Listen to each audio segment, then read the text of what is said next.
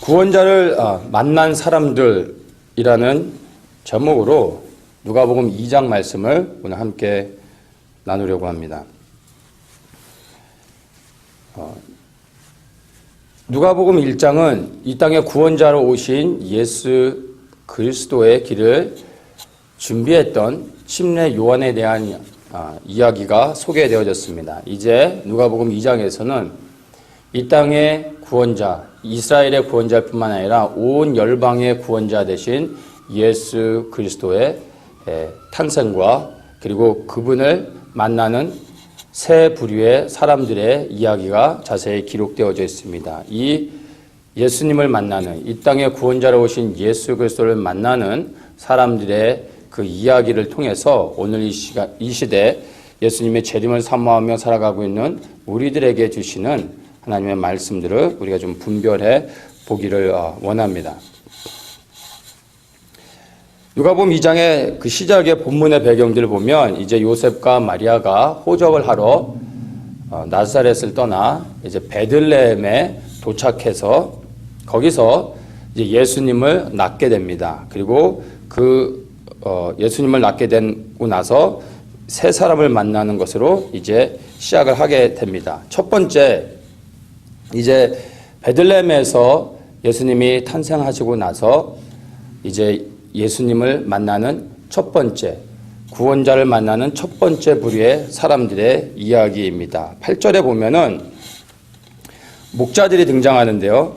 이 목자들이 밖에서 양을 치고 있다가 천사의 방문을 받게 됩니다. 이 천사의 방문을 통해서 천사가 이제 말해 줍니다. 10절에 내가 온 백성에게 미칠 큰 기쁨의 좋은 소식을 너희에게 전하노라. 그 기쁨의 소식이 뭐냐면 11절에 너희를 위하여 구주가 나셨으니 곧 그리스도 주시니라 이렇게 말하면서 천사가 이제 이스라엘의 구원자가 나시는 것을 말해주고 있습니다. 이 소식을 바로 양을 치던 목자들이 듣게 되었습니다. 구원자를 만난 첫 번째 사람들이 바로 양을 치는 목자들인 것입니다. 근데 여기서 이 땅의 구원자로 오신 예수 그리스도를 만나는 첫 번째 사람들이 바로 목자라는 것으로 누가복음 2장에서 시작을 하고 있는데 우리가 목자들에 대해서 조금 생각해 볼 필요가 있습니다. 왜냐하면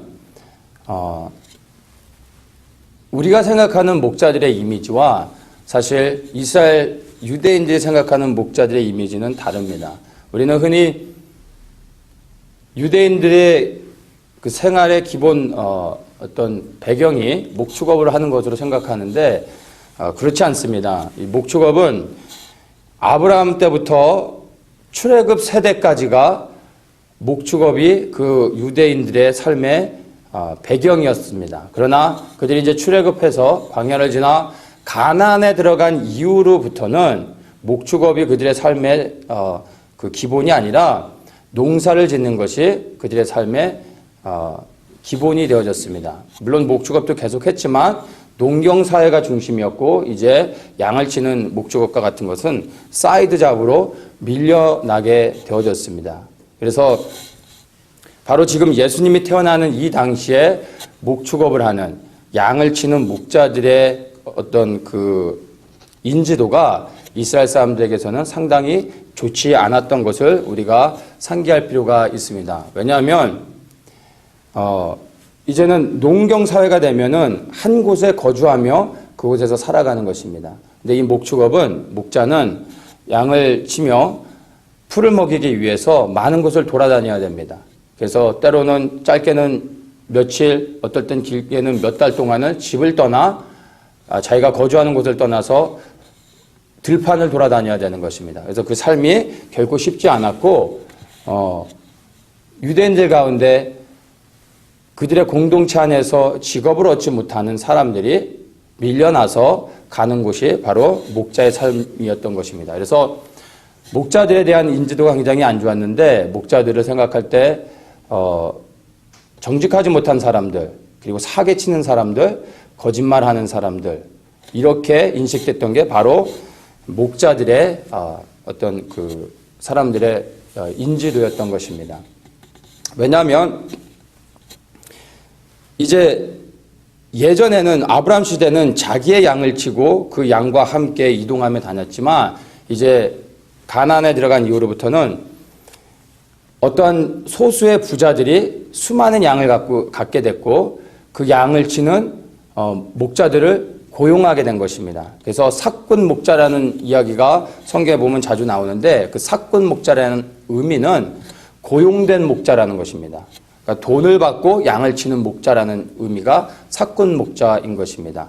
그래서 자기 양이 아니기 때문에 이 삭군 목자들은 양을 칠 때 생명을 걸고 그 양을 보호하지 않았습니다. 그리고 기회가 되면 그 많은 양떼들 가운데 할 수 있으면 그 양들을 주인 몰래 빼서 팔기도 하고 자기가 가지기도 하는 것입니다. 어떤 양이 새끼를 베면 그 몇 마리가 태어났는지 주인이 다 일일이 알 수가 없습니다. 그럼 그 중에 몇 마리를 자기가 취하기도 하고 때로는 맹수들에게 잡혀 먹어도 어떤 사기를 쳐가지고 주인의 재산에 피해를 입혔으면 그것은 반드시 보상을 해야 되는 것이지만 맹수의 습격을 통해서 그 양들의 피해를 입게 되면 그것에 대해서는 삭군 목자들이 보상해야 될 법적인 책임이 없었습니다. 그러니까 이리가 와서 그 양을 물어간다고 해서 목숨을 걸고 그 양을 지킬 필요가 없었던 것입니다. 왜냐하면 잘못하다 자기가 다칠 수도 있기 때문이죠. 그런데 성경에 나오는 다윗도 목자였는데 다윗의 이야기를 들어보면 다윗이 사울왕 앞에 섰을 때 자기를 이렇게 소개합니다. 내가 아비의 양을 칠 때 사자나 곰이 아비의 양을 취할 때 내가 사자와 곰으로부터 내 양을 보호했다고 말하면서 자기가 선한 목자인 것을 얘기하는 장면들을 우리가 성경을 통해서 발견할 수 있습니다. 그래서 예수님께서도 자신을 목자로 설명을 하시는데 요한복음 10장 11절에 보면 이렇게 말씀하십니다. 나는 선한 목자라. 그냥 목자라고 말씀하지 않고 선한 목자라고 말씀하시면서 선한 목자가 어떤 것인지를 말씀해 주십니다. 선한 목자는 양들을 위하여 목숨을 버리거니와 삭군은 목자도 아니요 양도 제 양이 아니라 이리가 오는 것을 보면 양을 버리고 달아나나니 이리가 양을 늑탈하고 또 해치느니라. 달아나는 것은 저가 삭군인 까닭에 양을 돌아보지 아니함이나. 이렇게 말씀하시면서 예수님이 자신을 목자로 설명하시는데 바로 삭군이 아닌 선한 목자. 선한 목자가 뭐죠? 바로 나의 양을 생명 걸고 지키는 자가 선한 목자인 것입니다. 그래서 예수님은 자신을 선한 목자로 설명하는 것을 또한 말씀을 통해 볼 수 있습니다. 그런데 바로 이스라엘 사람들에게 있어서 목자는 별로 인정받지 못하는 사람들인데 바로 이러한 목자들에게 예수님이 이 땅에 탄생하시고 나서 처음으로 그들에게 천사가 나타나서 예수님이 탄생했음을 드러내주고 말해주고 있다라는 것입니다. 왜 목자들에게 나타나셨을까요? 이것은 우리가 8절을 자세히 보면 우리가 알 수 있습니다. 8절에 다시 한번 보겠습니다. 그 지경에 목자들이 밖에서 밤에 자기 양떼를 지키더니 이렇게 말하고 있습니다. 어떤 양떼요? 자기 양떼입니다. 그것은 바로 이들이 고용되어진 삭군 목자가 아니라 자기의 양을 치고 있는 목자들이라는 것입니다. 이 말은 다시 얘기해서 이들이 선한 목자라는 것을 증명해주고 있는 것입니다. 이 선한 목자들이 바로 자기의 양을 치면서 밖에서 들판에서 밤에 자기의 양떼들을 지키고 있는 것입니다. 만약 삭군 목자였다면 저녁 시간 늦은 때에 들판에서 잠을 자지 않으면서 양을 지켰을까요? 피곤해서 잠을 잤겠죠. 그 양떼들이 밤에 어떤 맹수들의 공격을 받든 안 받든 자기가 상관이 없는 거죠. 그냥 편안하게 잠을 잤겠죠. 그러나 이들은 자기 양떼를 지키기 위해 늦은 시간 그 밤에 들판에서 잠을 자지 않고 자기의 양떼를 지키고 있었던 선한 목자들인 것입니다. 바로 이 선한 목자들에게 천사가 나타나서 예수 그리스도, 바로 이 땅의 구원자 대신 그리스도의 탄생을 말해주고 있다라는 것입니다. 선한 목자로서 자기의 양떼를 지키고 있을 때 바로 복된 소식을 듣게 되었던 것을 우리가 보게 됩니다. 구원자를 만나고 싶다면 우리가 선한 목자가 되어지면 되는 것입니다. 우리가 선한 목자가 되어져 살아가고 있다면 천사의 방문을 통해 성령님을 통하여 우리가 구원자의 소식을 듣게 되고 구원자를 만날 수 있게 된다라는 것입니다. 그렇다면 선한 목자는 누구입니까? 우리가 흔히 목자는 당연히 제일 첫 번째 대상이 바로 교회의 목사들이 되겠죠. 그것이 또한 목자에 대한 의미입니다. 그런데 목사들만이 목자가 아니라 이 땅에 살아가는 모든 부모 세대들이 또한 목자입니다. 그 가정을 통하여 하나님께서 맡겨주신 양떼, 바로 그 양떼가 있으면 모든 부모는 아버지건 어머니건 목자가 될 수 있는 것입니다. 또한 우리의 믿음의 공동체 안에 연약하여서 누군가의 보호와 중보와 또한 손길이 필요한 우리의 연약한 지체들이 있습니다. 그들을 사랑하고 그들을 품고 그들을 위해서 중보하며 그들을 격려하고 그들과 함께 살아가고 있다면 그 또한 그 공동체 안에서 선한 목자가 되는 것입니다. 누군가를 위해서 내가 품고 있고 사역을 통하여서 어떠한 공동체 안에서 누군가를 내가 섬기고 있다라면 그 또한 목자라고 말할 수 있다라는 것입니다. 주님의 재림이 가까울수록 많은 사람들이 기대하고 소망하고 그 예수 그리스도의 다시 오심을 기다리고 있기도 하지만 또 반면에 주님의 재림이 가까울수록 두려워하는 사람들도 많이 있습니다. 휴거되지 못할까 봐 두려워하는 사람들, 환난 가운데 던져질까 봐 염려하는 사람들, 그리고 이제 앞으로 다가오는 그리고 열려질 많은 고난과 어려움들, 전쟁의 소식들, 경제의 위기들 이런 것들로 인하여 염려와 걱정을 하는 많은 사람들도 있습니다. 그러나 이 목자들의 삶을 통해서 주님이 부르신 그 자리에서 충성스러운 선한 목자의 삶을 살아가고 있다면 성령님께서 우리의 삶을 지키시고 인도하시며 바로 이 선한 목자들이 들판에서 잠을 자지 않고 자기의 양떼들을 지키고 있을 때 천사의 방문을 통해서 예수 그리스도의 이 땅에 탄생하심을 나타내 주시고 그것을 통하여 예수 그리스도를 만날 수 있게 해주셨던 것 같이 성령 하나님이 선한 목자의 삶을 살아가고 있는 사람들의 그 삶의 현장 가운데서 나타나셔서 그 삶을 보호하고 지키시며 예수 그리스도, 이 땅에 다시 오실 그리스도를 만날 수 있도록 인도해 주실 것을 믿으실 수 있는 것입니다.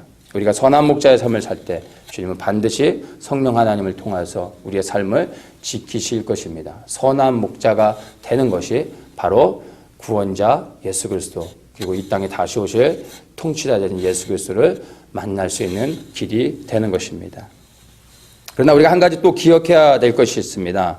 말씀을 보면 이 목자들이 천사의 방문을 통해서 예수 그리스도의 탄생의 소식을 듣게 됐습니다. 그런데 이들이 이 소식을 들을 때 이 땅에 구원자로 오신 예수 그리스도를 만났던 것이 아니라 그 소식을 듣고 그것을 믿음으로 취하고 베들레헴으로 내려가 예수님을 찾았을 때 이들이 이 땅에 구원자로 오신 하나님을 보는 그 큰 은혜를 입을 수 있었던 것입니다. 듣게 될 때 만나게 되는 것이 아니라 그것을 듣고 믿음으로 취하여 찾아갈 때 만날 수 있는 것입니다. 믿음은 반응해야 됩니다.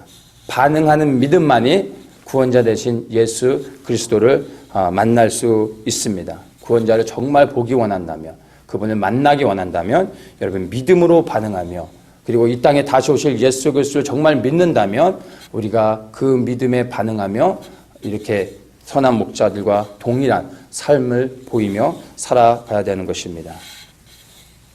두 번째 부류의 사람들, 구원자를 만난 두 번째 사람입니다. 21절에 보면 이제 요셉과 마리아가 이제 태어난 예수님을 데리고 예루살렘 성전으로 가는 것이 설명되어지고 있습니다. 이것이 유월절 규례를 통해서 하나님께서 이스라엘 백성들에게 명하신 것입니다. 이들이 출애굽할 수 있었던 것은 모든 장자의 죽음을 통해서 애굽을 나올 수 있었던 것이기 때문에 그 가정에서 태어나는 첫 번째 모든 장자 그리고 짐승의 수컷들은 다 나의 것이다 라고 하나님께서 선포하셨습니다. 그래서 처음 태어난 장자는 하나님 앞에 반드시 드려지게 돼 있습니다. 근데 사람의 생명을 직접 드릴 수 없기 때문에 어린 양의 희생 제물을 드리는 것이 이 유월절 규례에서 요구하는 것입니다. 그래서 바로 어린 양의 희생을 드리면서 하나님 이것이 하나님께 속한 자입니다 라는 믿음의 고백으로 그 자녀를 하나님께 드리는 것이고 또 그 희생 제물을 드림으로 애굽에서 이스라엘 백성을 구원하신 하나님을 기억하며 또한 감사하는 것이 바로 이 유월절 규례에 담겨져 있는 의미입니다. 바로 이 희생 제사를 드리기 위해 요셉과 마리아가 예루살렘 성전으로 올라가고 있는 어떤 배경을 설명해 주고 있습니다. 그런데 25절에서 이제 시므온이라는 사람이 등장합니다. 예루살렘에 시므온이라는 사람이 있으니 이 사람이 의롭고 경건하여 이스라엘의 위로를 기다리는 자라 성령이 그 위에 계시더라. 이 시므온을 설명하기를 이스라엘의 위로를 기다리는 자라고 말해주고 있습니다. 이스라엘의 위로가 무엇입니까? 이스라엘 백성들의 참된 위로는 이스라엘의 메시아가 오셔서 그들을 구원해 주는 것이 이스라엘의 참된 위로인 것입니다. 그래서 이스라엘의 위로라는 말은 이스라엘의 구원이라고 우리가 바꿔서 설명할 수 있습니다. 그래서 이 시므온은 이스라엘을 구원할 메시아를 기다리는 사람이었던 것을 우리가 알 수 있습니다. 유대인들이라면 이스라엘 사람들이라면 모든 사람들이 이스라엘을 구원할 메시아가 오신다는 것을 구약의 수많은 선지자들을 통해서 들었기 때문에 모두가 다 알고 있는 사실이었습니다. 이스라엘을 구원하러 메시아가 반드시 올 것이라는 것을 모두가 다 알고 믿고 있는 사실들이었습니다. 그러나 그 메시아가 오신다라는 것을 아는 것과 그것을 믿음 가운데 또한 간절히 소망하는 것은 다릅니다. 모든 이스라엘 백성들이 메시아가 오신다라는 것을 알고 있었지만 소수의 사람만이 그 이스라엘 구원할 메시아가 오시기를 간절히 소원하고 살고 있었습니다. 아주 소수의 사람들만이. 그 소수의 사람들 가운데 한 사람이 바로 시므온이었고 이렇게 이스라엘의 구원자 메시아를 기다리는 사람이 어떠한 삶을 살았냐 하면 바로 이거 뭐라고 설명해 주냐면 이 사람이 의롭고 경건하였다라고 말해주고 있습니다. 그래서 이렇게 의롭고 경건한 삶을 사는 사람이 메시아의 오심을 간절히 기다리고 있다라는 것입니다. 이렇게 의롭고 경건한 삶을 사는 사람이 26절에 보면 성령의 인도하심을 받는 것을 보게 됩니다. 저가 주의 그리스도를 보기 전에 죽지 아니하리라는 성령의 지시를 받았더니 성령의 감동으로 성전에 들어가매 마침 부모가 율법의 전례대로 행하고자 하여 그 아기 예수를 데리고 오는지라. 매일의 삶 속에서 의롭고 경건한 삶을 살며 이스라엘을 구원할 메시아를 기다렸던 시므온이 성령의 인도하심 가운데 메시아를 만나는 장면을 우리가 보게 되는 것입니다. 시므온은 이스라엘의 구원자를 기다렸습니다. 그렇다면 오늘날 우리는 누구를 기다리고 있습니까? 누구를 기다려야 되겠습니까? 무엇을 기다리고 소망하며 살아가고 있습니까? LA에 유명한 연예인이 오는 공연을 기다리며 살아가고 있습니까? 아니면 주말에 라스베가스를 가는 것을 소망하며 살아가고 있습니까? 아니면 연인들을 만나는 거, 내가 원하는 어떤 엔터테인먼트가 레크레이션을 하는 것을 기다리며 그 어떠한 특정한 날들 누군가를 어떠한 다른 사람을 만나는 것을 기다리며 살아가고 있습니까? 아니면 예배의 자리에 그 예배를 통해서 나를 만나주시고 내게 말씀하실 그 예수 그리스도를 소망하며 살아가고 있습니까? 구원받은 우리 모든 이 땅의 그리스도인들은 온 세상 그리고 모든 나라와 민족을 다스릴 통치자를 기다리며 살아가야 하는 것입니다. 그것이 바로 이 말씀을 통해서 우리에게 보여주는 것이며 요구하고 있는 것입니다. 이스라엘의 구원자를 기다렸던 시므온이 의롭고 경건한 삶을 살았다면 이제 다시 오셔서 온 열방을 통치하실 예수 그리스도, 바로 그분을 기다리고 있는 우리는 어떠한 삶을 살아야 되겠습니까? 그것을 시므온을 통해서 우리가 발견할 수 있으며 또한 우리가 진지하게 고민해 봐야 되는 것입니다. 예수 그리스도를, 다시 오실 예수 그리스도를 소망하며 그리고 기다리고 있다라고 말하면서 우리의 삶 속에 의롭고 경건한 거룩한 삶이 없다면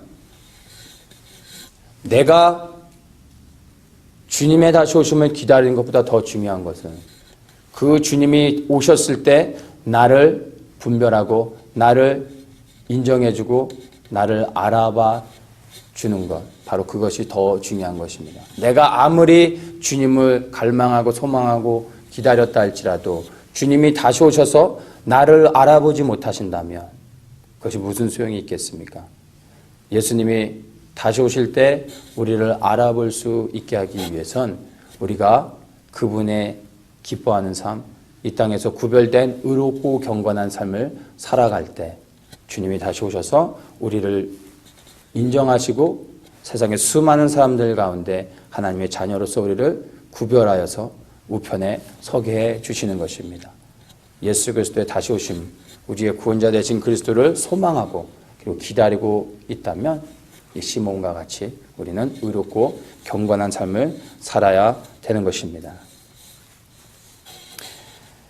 구원자를 만난 세 번째 마지막 사람입니다. 이것이 이제 36절에 짧게 소개되고 있습니다. 36절 제가 한번 읽겠습니다. 또 아셀 지파 바누엘의 딸 안나라 하는 선지자가 있어 나이 매우 늙었더라. 그가 출가한 후 7해 동안 남편과 함께 살다가 과부된 지 84년이라 이 사람이 성전을 떠나지 아니하고 주야에 금식하며 기도함으로 섬기더니, 이 안나라는 여자 선지자를 설명해 주고 있는데 이 사람이 과부가 된 지 84년이라고 말합니다. 그리고 결혼해서 남편과 함께 7년을 살았다고 말합니다. 그러면 우리가 이제 나이를 계산해 보면 84년에 7년 91년이 되는 거죠. 그리고 이제 이스라엘에서 이 당시에 여성들이 결혼하는 적정 연령이 보통 14세부터 결혼을 했습니다. 그러니까 이 사람이 14세에 했을지 아니면 그 이후에 했을지는 우리가 모르지만 미니멈 14살이라고 쳤을 때 이 사람의 나이가 지금 현재 105세가 되는 것입니다. 미니멈 105세가 되는 것입니다. 이 시대에 사람들의 평균 수명이 50이 안 됐고 보통 한 40대 정도로 추측을 하는데, 그렇게 봤을 때 100살이 넘었다라는 것은요, 뭐 오늘날에도 100살이 넘으면 굉장히 연세가 많으신 건데 굉장히 장수하신 거죠. 그러니까 은퇴를 했어도 수없이 은퇴를 했을 나이인 것입니다. 그런데 이렇게 나이 많은 안나라는 여자가 무엇을 했습니까? 집에 가서 편히 쉬셔야 될 연세인데 이분이 성전을 떠나지 않고 주야에 금식하며 기도했다라고 말하고 있는 것입니다. 바로 예수님을, 구원자 되신 예수님을 만난 세 번째 이 안나가 어떤 사람인지를 보여주고 있습니다. 이 나이 많은 안나가 성전에 가서 무엇 때문에 그렇게 금식하며 기도했을까요? 일평생 동안은. 성경은 그것에 대해서 언급하고 있지 않지만 문맥을 통해서 우리가 발견할 수 있는 것은 무엇을 위해 기도하지 않았는지는 분별할 수 있습니다. 그것이 38절입니다. 38절에 보면 이제 이 안나가 예수 어린 아기 예수님을 딱 보는 순간 하나님께 감사를 하고 예루살렘의 구속됨을 바라는 모든 사람에게 이 아이에 대하여 말했다라고 성경이 이제 38절에서 말하고 있습니다. 예수님을 딱 보는 순간 그가 알아본 거예요. 이분이 무엇이요? 예루살렘의 구속됨, 바로 예루살렘의 구원을 말하는 것이죠. 이게 바로 시므온이 기다렸던 것 같이 이스라엘의 위로를 기다렸던 것과 동일한 것입니다. 예루살렘의 구원을 예루살렘을 구원할 자라는 것을 알고 이 예루살렘의 구원을 소망하고 있는 사람들에게 이 아기 예수님에 대해서 설명해 주는 거예요. 바로 안나는 예수님을 보는 순간 이분이 예루살렘, 이스라엘을 구원할 메시아입니다 라고 사람들에게 선포했다는 것입니다. 예수님을 보는 순간 이것을 선포했다는 것은 그가 무엇을 위해 기도했는지를 알 수 있다는 것이죠. 제가 무엇을 기도했는지 성경에 나와 있지 않기 때문에 알 수 없다고 했는데 답이 나와버렸네요. 무엇을 위해 기도했는지 우리는 알 수 있게 된 겁니다. 기도는 수많은 기도의 제목들을 가지고 우리가 기도를 하고 또 많은 기도의 그 범주들을 나누지만 사실 기도는 크게 딱 두 가지로 나눌 수 있습니다. 두 가지의 범주 안에 다 포함됩니다. 하나는 나를 위한 기도, 하나는 하나님의 뜻을 위한 기도. 이 두 가지 안에 모든 기도가 다 분류가 되어질 수 있습니다. 안나는 자신의 재혼을 위해 기도하지 않았음을 우리는 분명히 말씀을 통해 알 수 있습니다. 자신의 명예를 위해, 건강을 위해, 그리고 자신의 어떤 개인의 유익을 위해 기도하지 않았다는 것을 우리는 너무나 분명하게 알 수 있습니다. 자기를 위해 기도하지 않았다면 무엇을 위해 기도했을까요? 하나님의 나라와 그 뜻이 이루어지길 위해 기도했던 것입니다. 그것이 바로 예루살렘의 회복, 구원, 바로 그것을 위해 기도했기 때문에 일평생 그것만을 위해 기도했기 때문에 구원자 되신 예수 그리스도를 보는 순간 성령의 도우심을 통하여 이분이 메시아임을 알아봤던 것입니다. 그리고 그것을 소망하며 기다리는 모든 사람들에게 예수님에 대해 선포하며 말해주고 있었던 것입니다.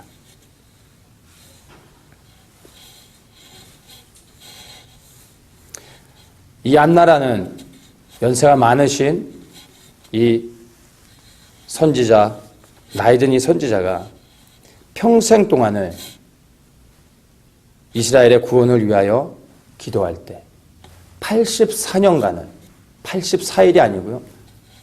84개월이 아니라 84년 일평생을 기도할 때 구원자를 만나게 되어졌습니다. 84년이 아니라 94년 아니면 하나님의 허락하셔서 더 많은 삶을 살았더라도 이 사람은 포기하지 않고 끊임없이 이 땅에 오실 이스라엘의 구원자를 위해 기도했었을 것입니다.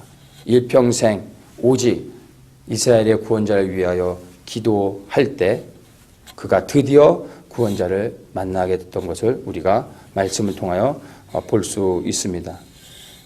우리도 안나와 같이 하나님의 나라와 그 뜻을 위하여 끊임없이 기도하면 이 땅에 다시 오실 통치자, 바로 예수 그리스도를 만나게 될 수 있고 끝내는 그분과 함께 이 땅 가운데서 왕노릇하며 함께 통치하는 그 영광을 얻게 될 것입니다. 그런데 그것은 하루 이틀 시간을 내서 잠시 기도할 때 되어질 수 있는 것이 아니라 이 안나와 같이 일평생 하나님 앞에 그 오실 구원자를 믿음으로 소망하며 포기하지 않고 기도할 때 구원자를 만났던 것 같이 우리에게도 다시 오실 예수 그리스도를 믿으며 소망하며 끊임없이 우리의 삶의 자리에서 기도의 자리를 지킬 때 우리가 바로 다시 오신 메시아를 만나게 되고 그분과 함께 통치하며 영원히 그분과 함께 살 수 있게 된다라는 것입니다. 저는 이 누가복음 2장 말씀을 보면서 한 가지 단어가 저한테 굉장히 크게 컴업이 됐습니다. 그것이 38절에 마침이라는 단어입니다. 마침 이때 나와 하나님께 감사하고. 자, 이 말은 안나가 성전을 떠나지 않고 주야에 금식하며 84년 동안을 끊임없이 기도할 때 마침 그때 예수님이 성전에 들어오신 거예요. 마침 그때 예수님을 만나게 되고 그리고 선포하게 됐던 것입니다. 이 마침이라는 의미는 우연히가 아닙니다. 그냥 84년 동안 그냥 집에서 빈둥빈둥거리고 그냥 집안에서 놀다가 너무 심심해서 아우 성전에 가면 뭐 재밌는 게 없을까 해서 성전에 갔다가 마침 예수님을 만난 게 아니고요. 평생을 성전을 떠나지 아니하고 주야에 금식하며 기도할 때 마침내 드디어 비로소 결국에 끝내는 구원자 예수 그리스도를 만났다라는 것입니다. 이 마침이란 단어가요 27절에 또 나옵니다. 성령의 감동으로 성전에 들어가매 마침 부모가 율법의 전례대로 행하고자 아기 예수를 데리고 왔다고 말합니다. 바로 시몬이 의롭고 경건한 삶을 살아가며 하나님의 말씀에 순종하며 살아가다가 성령의 인도하심을 받아 성전에 들어갈 때 마침 예수 그리스도를 만나게 됐던 것입니다. 이것은 우연이 아니라 하나님의 말씀에 순종하여 살아가고 있을 때 하나님께서 만드시는 아름다운 작품이요 타이밍인 것입니다. 이 땅에 하나님의 나라가 임하여지기를 정말로 간절히 소원하고 그리고 바라고 그것을 위하여 기도하고 수고하며 땀 흘리는 사람들이 마침내 드디어 결국에는 이 땅에 다시 오시는 메시아를 만나게 될 것입니다. 근데 그것을 위해서는요, 우리에게 요구되어지는 것이 있다라는 것입니다. 그것이 우리 말씀을 통해서 우리가 발견해 내야 되는 것입니다. 누가 구원자를 만날 수 있습니까? 막연히 뒷짐짓고 그냥 입술로만 예수님을 사랑한다고 말하고 예수님을 기다린다고 말하는 사람들이 만나는 것이 아닙니다. 주님의 양떼, 내게 허락해 주신 주님의 양떼들을 생명을 걸고 지키고 보호하고 있는 선한 목자들, 그들이 구원자 예수 그리스도를 만나는 것입니다. 날마다 거룩함 가운데 의롭고 경건한 삶을 살며 성령의 인도하심을 따라 살아가는 시몬과 같은 자들이 구원자 예수 그리스도를 만날 수 있는 것입니다. 이 땅에 임하 하나님의 나라를 위하여 끊임없이 포기하지 않고 믿음 가운데서 기도하는 안나와 같은 사람들이 결국에는 마침내 우리의 구원자 되신 예수 그리스도를 만나게 되는 것입니다. 여러분, 진정으로 이 땅에 다시 오실 구원자일 뿐만 아니라 열방의 통치자 되신 예수 그리스도를 만나길 원하십니까? 그리고 그분을 정말 간절히 소원하며 기다리고 있으십니까? 그런 마음이, 그러한 소망함이 있다면 여러분 그것은 복된 것입니다.